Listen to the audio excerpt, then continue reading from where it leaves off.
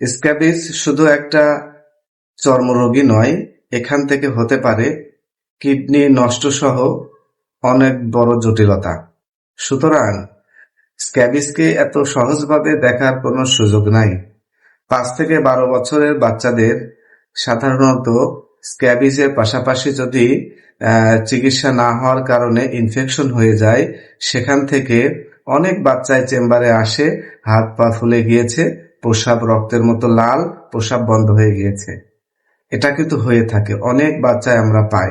এটাকে বলে acute glomerulonephritis, অর্থাৎ স্ক্যাবিস যাদের চিকিৎসা করে না, ফেলায় রাখে, অবহেলা করে অথবা সঠিক জায়গায় চিকিৎসা না করে, একটা সময় স্কিনে ইনফেকশন হয়ে যায়।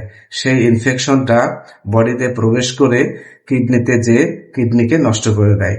সুতরাং স্ক্যাবিস শুধু বাইরের চামড়ার মধ্যে সীমাবদ্ধ নয়, মাথায় রাখতে হবে এটা রক্তের মাধ্যমে কিডনিতে যেয়ে কিডনিকে নষ্ট করে দিতে পারে। অনেক সময় বাচ্চা এরকম হাত পা ফুলে প্রস্রাব বন্ধ হয়ে খিঁচুনি হয়ে মারাও যায়। সুতরাং অপচিকিৎসা না করে একজন শিশু ডাক্তার অথবা একজন চর্ম ডাক্তার, রেজিস্টার ডাক্তারের কাছে নিয়ে যাবেন। ধন্যবাদ।